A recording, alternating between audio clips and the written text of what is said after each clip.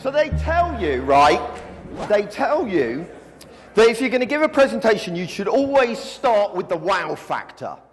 That right at the beginning of your presentation, you should hit them with something that blows their minds. So that's what I'm going to do. This is going to be better, more profound, and more amazing than anything you have heard so far at BlendConf. In fact, I'll go further than that. I will go as far as saying this is the most profound thing you will hear this year. Right, you ready? Okay, right. Are we ready, ladies and gentlemen? Digital has changed stuff. Whoa! You're not going to get better than that. It sounds a little bit stuff, you know, it's not a very good word. Let's be a bit more pretentious. I'm speaking at a event apart. You can't get much more pretentious than that. So, digital has changed our social and economic landscape, all right? Because it's true. And we so underestimate it. We so underestimate the huge impact that digital has had on our world. And on one level, it's obvious. And as digital professionals, we all know that. But I think we so underestimate how profound digital has been. It's changed our very behavior, hasn't it? In a fundamental way, there is now a new generation of connected consumers who are living in a completely different way. We're all connected consumers. We're always on, except for when we're banned at a conference. Bastards. You know, real-time mobile interaction. And it's given us all an audience. Every single one of us has an audience, don't we? And don't we know it? Right? Jared Spool. Who follows Jared Spool? Right, most of you, right? Jared Spool on Twitter hates United Airlines, doesn't he? With an intense passion. And he uses the power of his network to let everyone know how crap United are, right? And we all do it, don't we? And we know that the power is now in our hands as connected consumers and not in the hands of brands anymore. Brands have to look after us. Brands have to nurture us. No longer are we forced to buy certain things because the competition are a click away. If we're unhappy, we complain. It's the generation of the empowered consumers. And it's changed the way we make decisions as well now. It's like every time we go to buy something, you know, you can be standing in a shop these days, can't you? And you can scan the barcode to see if it's cheaper online. And you can even stand there and take a photograph of two, you know, and shall I get it in red or green, and you post it up to Facebook or Twitter, and you get instant feedback from your network that are helping you make decisions. That's so different. And yet we underestimate what a profound impact it's had on our society. So let me tell you a very quick story of this, right? British Airways, right? I was flying back from a conference back home, and with British Airways, and I went to book in, and our flight had been delayed. Okay, fair enough, that happens. Even I won't moan about that on Twitter. But then I said, do you know what? I'm going to upgrade. Because it's a long flight home. So, you know, can I upgrade to business class? Oh, yes, sir. Absolutely, sir. And they went through this rigmarole. You know, went to book and said, oh, I just need to check something with my manager. Went out the back and came back and said, no, you can't upgrade. And I said, why? And they wouldn't tell me, just couldn't upgrade. So this made me a bit miffed. And I went online and I moaned about it, as you do. And, of course, within minutes, somebody from British Airways contacted me on Twitter. And then they phoned me, and then they sorted it out. But they failed to sort it out. But at least they told me what the reason was. So the power has shifted, hasn't it, in the relationships. And there are some companies that get it, like British Airways, and there are other companies that don't, like United. And it's changing our world. And our world is being changed politically because of social networks and because of the internet. Obama's election in 2008 was the first one really driven primarily online. The organisation of that grassroots movement was organised and managed online. Online was a huge thing in that election. We've seen regimes all around the world try and censor the web and fail in order to keep control. In the Middle East, we've seen country after country overthrown by groups that mobilize via social networks. Wow, that's incredible. We've seen issue-based politics become a thing. And so it goes on. Sorry. And we've even seen the leader of the free world, bullshit, have to apologize for a website. Isn't that amazing? That's the world we live in now. The President of the United States. Oh, fuck, we've cocked that one up.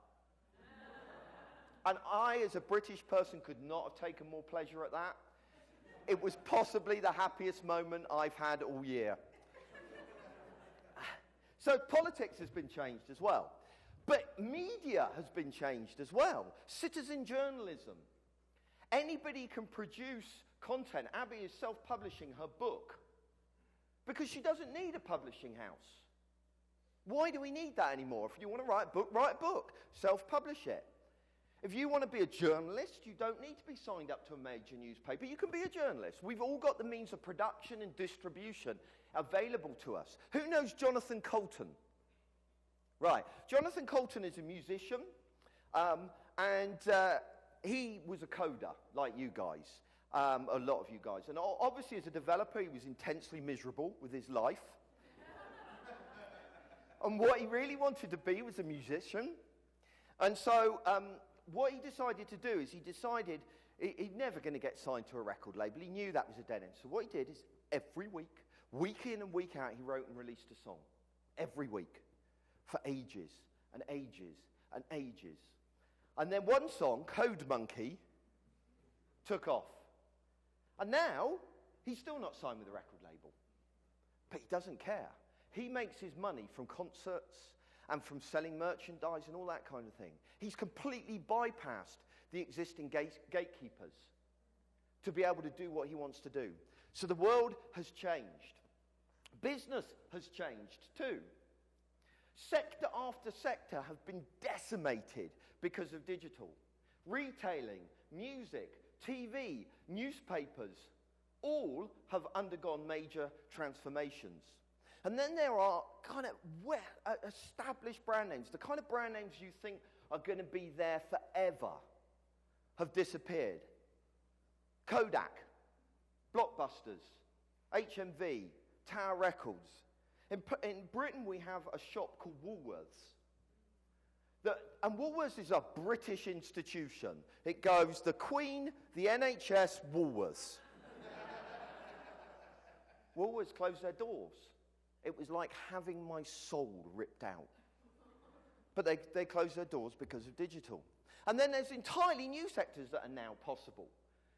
Software as a service has enabled us to do all kinds of things that would have previously been impossible. The internet has allowed us to target the long tail of consumers that we wouldn't have been able to target before. And yet more sectors have been entirely redefined.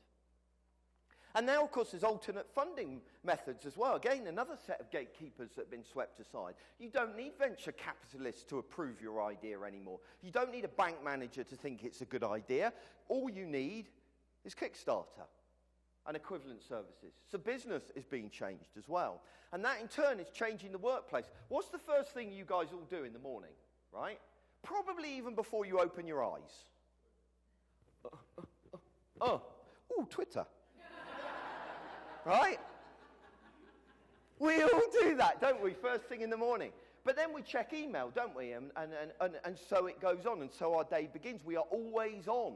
We can work from anywhere. And the lines between home and work are blurring now, aren't they? So a lot of us work from home, and then Google makes work like home with sofas and sleeping pods and other pretentious crap. And we're seeing a breaking down of the hierarchical structures of management as well. The open source community doesn't have managers. Let me paint you a picture of a world that is beginning to emerge. You arrive on day one at your new job. You go through a bit of an induction, you get a training manual and all the rest of it. And then they say, get on with it. And you say, well, what am I meant to do? Oh, I don't know, have a look round, see what's going on. If you see a project you like, join that. And then you go to your desk, and you notice on the bottom of your desk are wheels. Okay, so you go round, you find a project you like, and then you wheel your desk over and join that project. No managers, nobody telling you what to do. That is the future of business. And actually, it's already happening today. There's a company called Valve. Anybody played Half-Life? And yeah, you all know Valve. Valve, I know my audience. So it's a gaming company, isn't it? And they work in exactly the way I've just described. And do you know what? They make more money per head than anybody else in the game industry. So it can work. Now, I'm not saying all businesses will become like that, but I'm saying that things are changing. We've also got a new generation of people entering the marketplace known as the millennials. And they're just entering the marketplace now. And what's really interesting about the millennials is they don't follow you just because you've been made their boss. They don't care about that. They follow people they respect and admire because that's what the internet has taught them. You subscribe to a YouTube channel. You follow someone on Twitter. That's how you mobilize. That's how leaders rise up. Now, I'd like to say this is completely unprecedented, that we have never seen any such profound change in our culture and society before, that you live at a pivotal point in the development of humanity. And all of those things are true, except for it's never happened before, because it has. We've seen this in the Industrial Revolution, profound changes happening because of technology. Right, imagine the Industrial Revolution is in full swing, right? So it's being driven by the power of steam. It's being driven by water, turning those wheels, generating that power. And then electricity comes along. And electricity changes everything. And suddenly, factories start getting powered by electricity. But do you want to know something really interesting? A decade passes with electricity being mainstream in factories. And a decade on, where are they building factories? They're building factories by the water. There is no longer a reason to do that. But they haven't grasped the full potential of this new technology. They're using it, yeah, sure, but they're not grasping the depth and breadth of what that means. And I believe we are in that place today. Sure, we're all using digital. Sure, it's become this part of pretty much every business, but we're still metaphorically building our factories by the water. We haven't moved on. We haven't grasped the full ramifications. We look at digital and we go, oh, yeah, that's a marketing tool. Or it's an IT tool. And we're not understanding its full ramifications. It hasn't been allowed to change the fundamentals of our organizations. It's been bolted onto the side. And that's led to some massive arse failures that have been hugely, hugely embarrassing. In Britain, there's Birmingham City Council that spent an unprecedented £2.5 million. I've no idea what that is in your funny money. But £2.5 million on its website. And that's running £2 million over budget. Right? Another one I like. The Department of Trade and Industry's website cost a staggering £11.78 per visit to the website.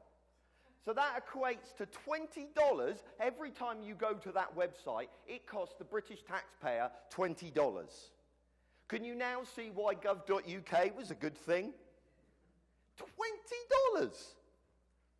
Another one I quite like is Frugo, or Frugo I think it is, who spent 40 million euros. Now, I've no idea how you convert that. It's funny money to funny money. So, 40 million euros, and then it generated 100,000 euros in profit.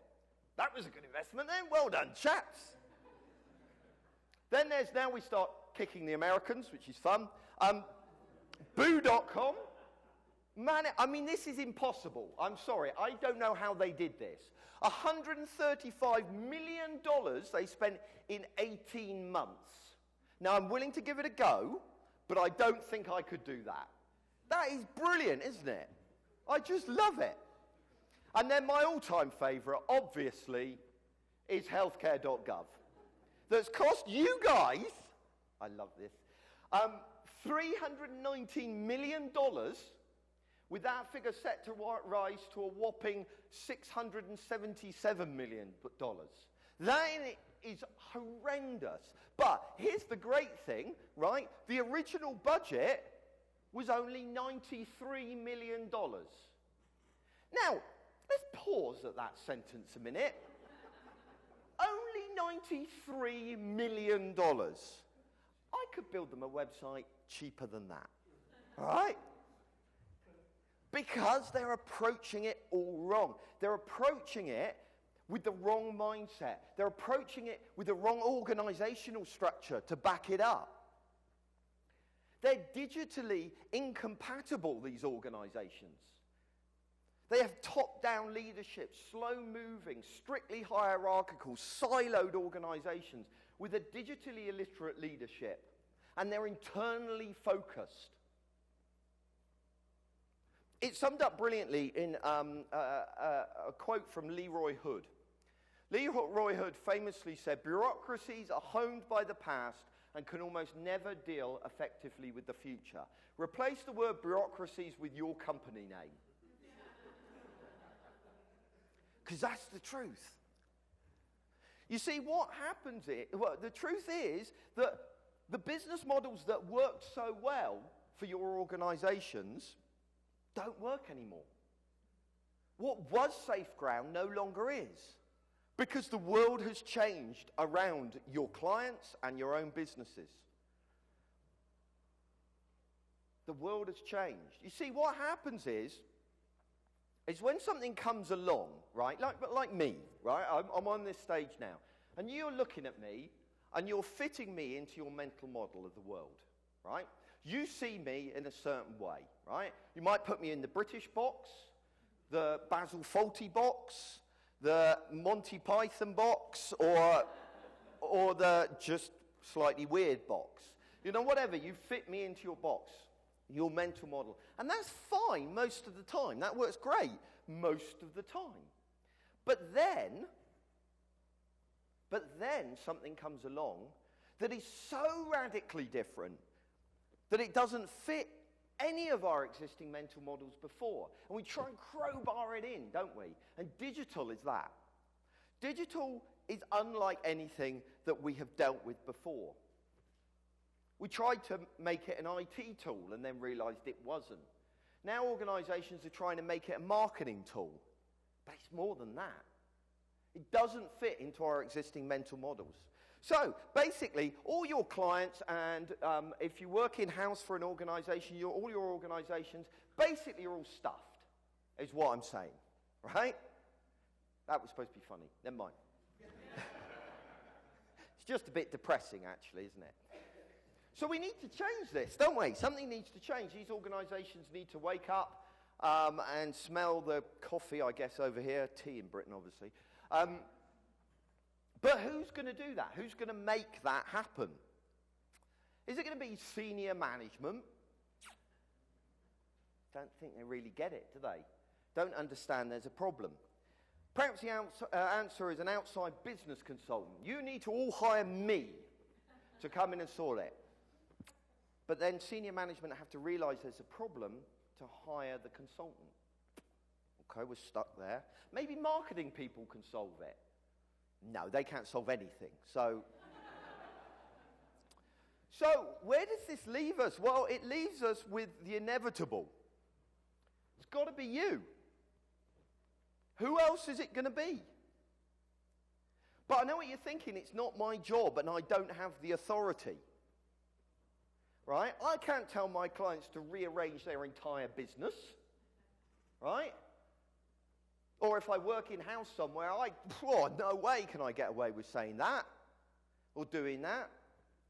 But here's the problem, beautifully put across by Jonathan Kahn when he wrote for A List Apart. Here's the problem. Organizations are the context of our work, and when it comes to the web, organizations are broken. So you have got, right at this point, right in this room, right today, you have to make a decision, and it's the most primeval and basic decision that any human being ever makes. Fight or flight. What are you going to do? If you're frustrated by your clients' organizations or your own organizations, you have to decide today. Are you going to fight to change things? Or are you going to fly? Are you going to go and do something else? Are you going to get other clients? Or are you going to move to a different company? Or are you going to become a landscape gardener? I've always fancied that. Though that is the fundamental choice you are faced with today. So let's make an assumption you've decided to fight. Okay? Being, you're a nation of kind of go-getters, make it happen. If I gave this talk in Britain, everybody would just fly. But I'm expecting better from you guys. You're going to fight. Now, admittedly, you normally turn up late to most fights. But I'm going to really overstep the line soon, aren't I? Stop improvising, Paul. Right. So, are you going to fight? You're going to fight. You're an amazing nation. You're going to fight. Right. So, how are you going to do that, right? How are we going to make that happen? Well, actually, we are at a perfect point, a tipping point, I believe. Because at the moment, there's this little phrase that is flying around. Not the web community so much, but the business community. A kind of little phrase that maybe management have heard of. They don't really understand it, but they've heard of it. And that phrase is digital transformation. It's the ultimate in buzzwords. It's totally undescriptive of what it really is. But it's useful. And what's so great about it is there are some big-ass names doing it. Running digital transformation projects. Okay? And you can use that. You can use this precedent to bring about changes within your clients and your organizations. And what I want to do for the remainder of the talk is look at how to do that. Now, obviously, that starts with convincing management of the need to do something. So I recommend starting with a really simple presentation and going in and highlighting the problem. Now, you might want to get some outside help for that, but actually, at the end of this talk, I'm going to leave you with a URL, which gives you everything you need to do that presentation, all right? To just outline the problem, okay? To say that the way they've always been doing things no longer works. And that presentation should highlight pain points within the organization. So you need to understand, you need to use that same rigor you use in understanding users to understand management. What are their pain points? What are they struggling with? Are they worried about not making a bonus this year? Are they worried about what shareholders are going to do? Are they worried about new competitors in the marketplace? Find those pain points and then build your argument around them. If it's a young company that's hungry, talk about opportunities. Talk about opportunities for them to reach new market sectors or to challenge the incumbent within that sector and how digital can help with that. If it's a well-established brand that's been around for years and is stuck in its way, talk about threats. Talk about how what worked before isn't going to work anymore. How there are new competitors, a new environment, things that are going to undermine the existing model. And then, like I said, there's going to be some resources you can use. But what you need to do out of that is not say, we need to change the whole organization. Because the minute that comes out of your mouth, they're going to run away. That's too big. That's too scary. That's too intimidating. So you give them this presentation, and at the end of it, you just say, we need to do a bit of research into this. Let me go away and do it. That's it. So you show them a problem, and then you make the solution so easy for them to do, right? All they need to do is say, yes, go, my son. And that's simple.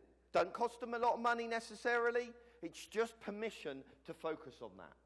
Right, so they've said yes to that. The next thing you need to do is start helping them find their focus. There's a lot of woolly thinking amongst leadership within organizations for the simple reason they don't understand digital. So what happens when you don't understand something is you tend to lash out randomly, right? And you tend to grab onto anything that looks like a quick fix solution. Oh, somebody's selling me this piece of technology that will solve all my problems. Yes, I'll have that, thank you. And of course it never does. So you need to, in your research, as you go away and do your research and you report back on that, you need to refocus on users and how user behavior has changed. You need to research into how it's changed and what impact that has on your organization.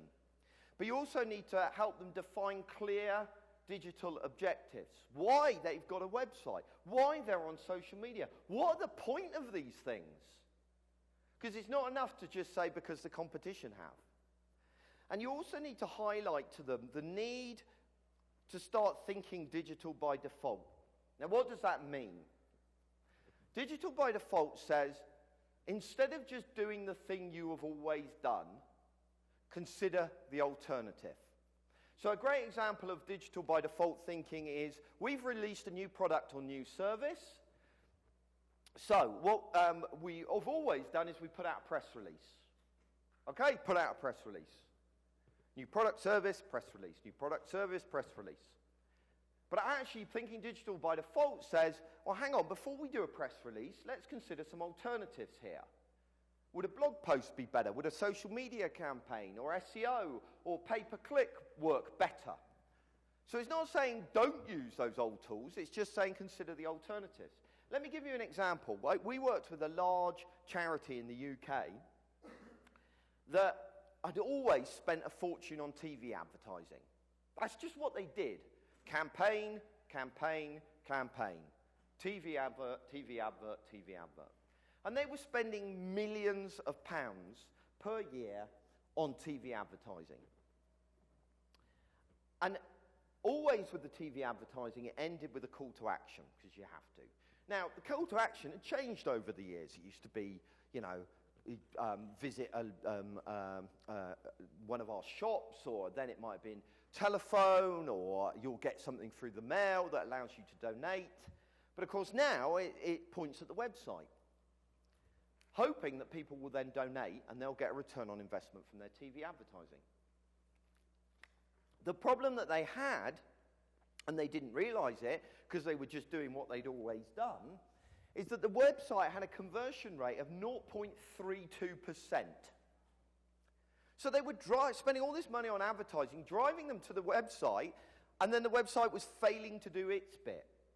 When people did give, they gave quite a lot. They gave £35 per gift, which was good. But we said to them, okay, well, let's think differently. Let's be digital by default. Let's stop our TV advertising just for a little bit, not for long. And let's take some of that huge amount of money you spent on TV advertising and use it to improve the calls to action on the website. Don't need to redesign the whole thing. Sure, it's not responsive, but, you know, let's leave that for another day. Let's just focus on improving the calls to action. And we reckon, well, let's say we could just raise the conversion rate from 0.3% to 1%, right? Now, that's still really low. But let's just say we could only do it to 1%. And let's say we could increase the giving just by £2 per gift, okay? We worked out that would generate an extra £2.5 million in revenue based on their existing traffic levels. For them to achieve the same thing through advertising, through TV advertising, being driven to the existing site, to create that £2.5 million of extra giving, they would have to drive 31 million extra visitors to the website to achieve the same thing. You see the thing, digital by default, thinking about digital first and not as an afterthought. And they need to have a clear strategy for how they're then going to bring about this kind of change within the organization. So they need to find their focus. Then I think what you probably will come out of your research once they give you permission to do that is the fact that you need strong digital leadership.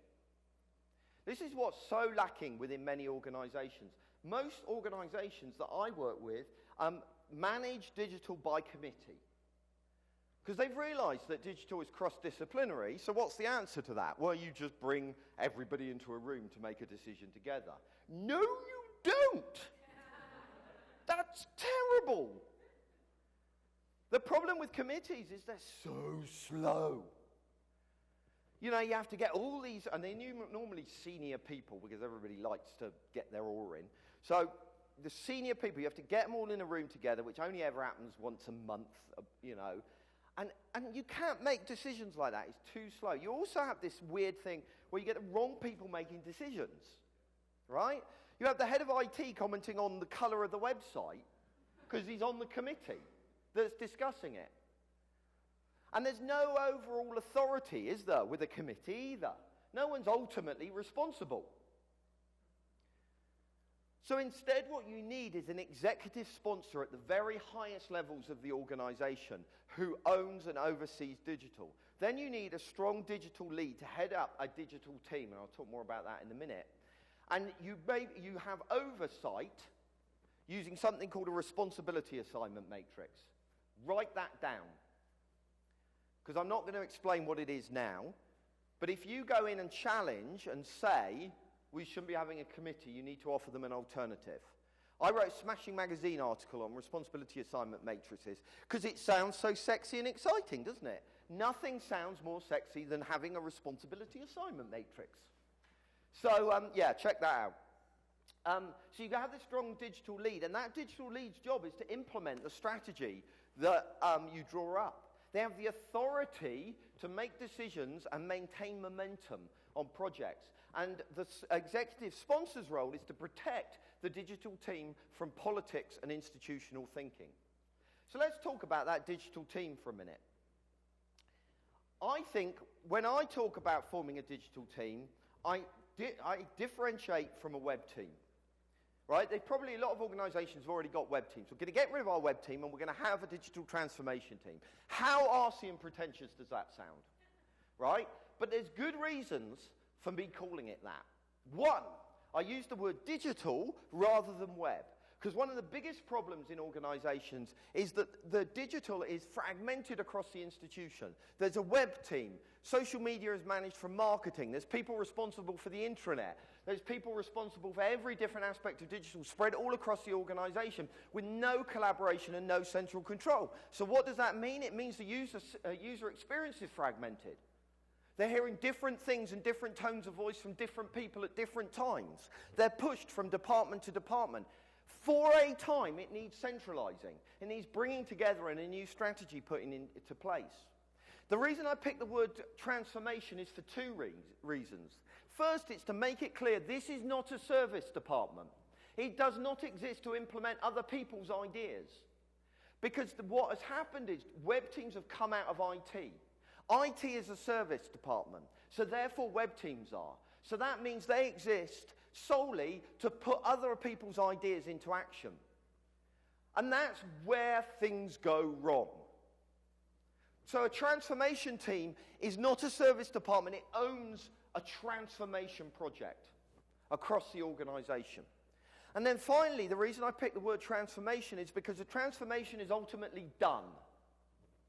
Because the danger of centralizing, and he walked off the edge of the stage. The danger of centralizing is you create another business silo. And we can't do that. We can't do that for two reasons. One is because the other people in management won't allow that to happen. They will see that as a threat. But two, We need to create something that's cross-disciplinary. And one day we want to get to the days where digital is ubiquitous. Go back to the electricity example in the Industrial Revolution. Do you know what happened when electricity first came along? You're like this. They appointed a chief electricity officer, right? So you would go into work in the morning and you would say, hello, Mr. Chief Electricity Officer, can I use some electricity, please? And the chief electricity officer would say, yes, of course you can. Let's sit down and discuss how you want to use electricity and how we can make the most of it. I might be exaggerating for comic effect. This is not an historically accurate representation of events. But there were chief electricity officers. Now that seems ridiculous to us today. From the moment we get up to the moment we go to bed, our entire lives rely on electricity. Everything we do at work relies on electricity. Do you know, we need to be in that place with digital one day. There will be a day when digital is ubiquitous across our organizations, where everybody gets it, understands it, and uses it without even thinking about it. But we are in an awkward transition period. And I believe, just like in the Industrial Revolution, we need our own chief electricity officers.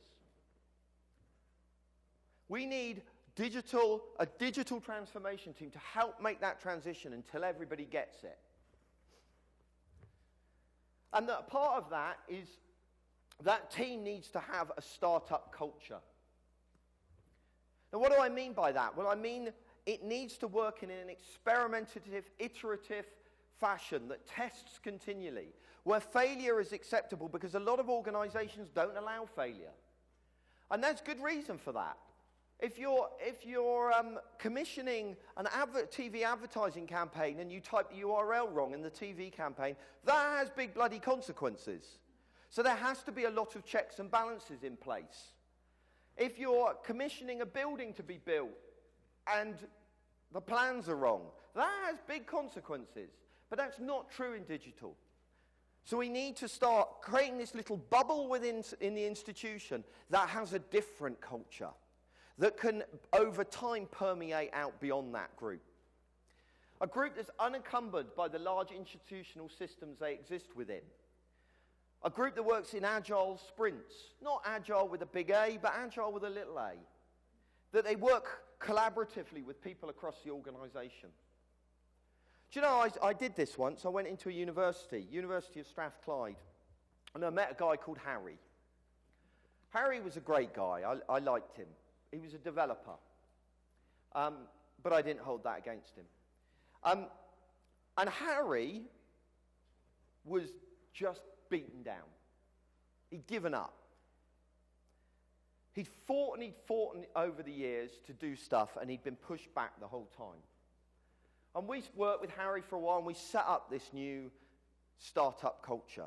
And we transformed the way that they're working. We started a digital transformation project, etc., etc. So we got them running, we got them working.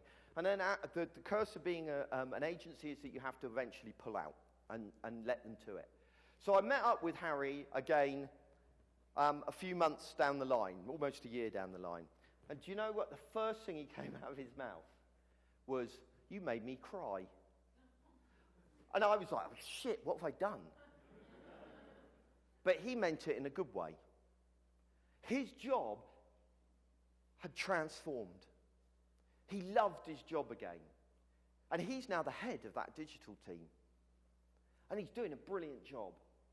And he's excited, and he's enthusiastic, and he's passionate, because we created the right culture for him to bloom. And for me, everything else in that organization could go to hell for all I care, but Harry's happy. And that gives me job satisfaction. And then you need to build a framework within which you operate, a set of rules within which digital exists, a set of policies and procedures. Now, everybody hates policies and procedures and standard operating procedures and all that crap. It's annoying, but it's a tool of organizations that they've used over years. They get it, so let's use it. Let's create policies and procedures. Policies and procedures about how social media is used. Policies and procedures about what gets on the homepage, right? Here's a great example, because everybody fights over the homepage. Somebody comes to you and says, oh, we're doing this event, it needs to go on the homepage. Okay, we have a policy for that. Our policy is, and this is a real policy that I've put in place, policy is that first of all, you appear in the fat arse footer, right? The footer at the bottom of the site. That appears universally across the whole site, okay? Every single page. So actually, it's almost more higher priority than the homepage in some ways. Okay, you appear on that, and you are now in competition with every other thing in the fat arse footer, right? If your page generates significant enough traffic, it will then be promoted to the homepage. That is our policy, right? That's not personal. It's not saying, no, your content's not good enough. No, your job is not important enough. It's made it a policy.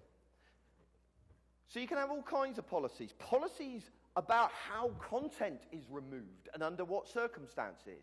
For example, another policy I put in place is that content has to be reviewed every 6 months within the content management system. The content owner needs to log in, go and look at their content and say, yes, this content is up to date. If they do not do that, the content will not be removed, but will instead be isolated. It will no longer appear in the navigation, it will no longer appear in the search results, and it will have a banner put over the top of it that says, this is archived content. That's a policy for managing content. Might not be right for your organization, it was right for them, but you see what I'm getting at.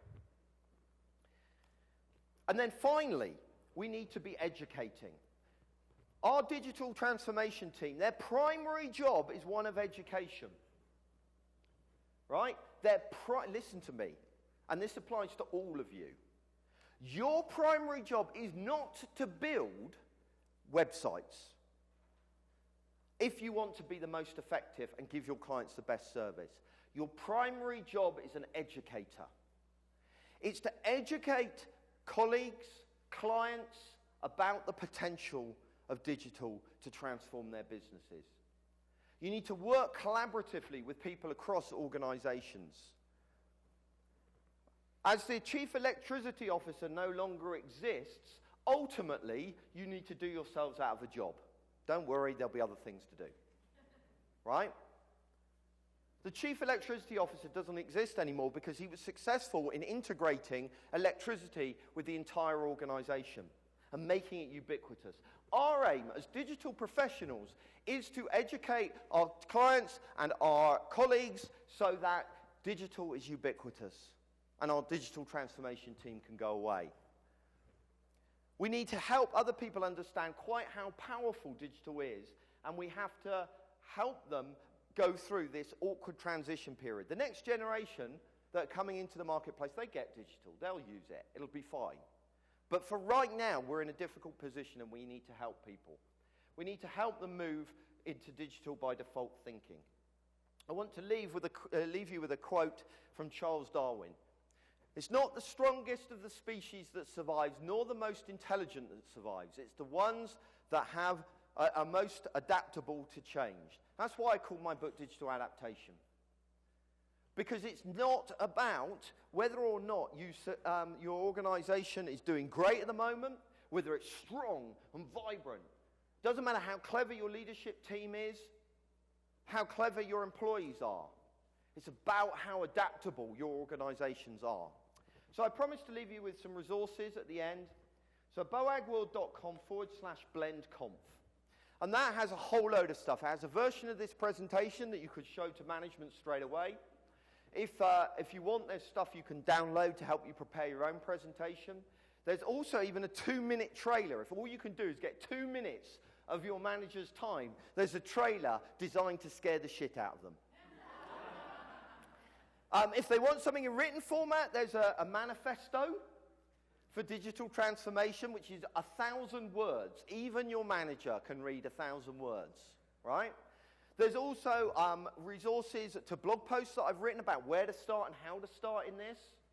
And then there's also a link to an amazing book on the subject that I highly recommend you get by a very talented British author.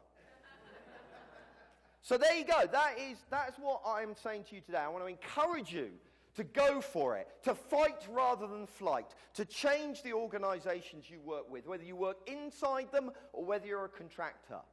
We need to stop piddling around the edges, putting wallpapering over the top of the problems in our organizations. But we need to, as Abby said, go down the rabbit hole in her talk. Go down the rabbit hole and deal with those underlying issues. And do you know what? It's actually a lot of fun. Because what's the worst that can happen? They can fire you. But we're so frigging in demand that you probably end up with a better job in a better company that gets it. So what the hell? Thank you very much.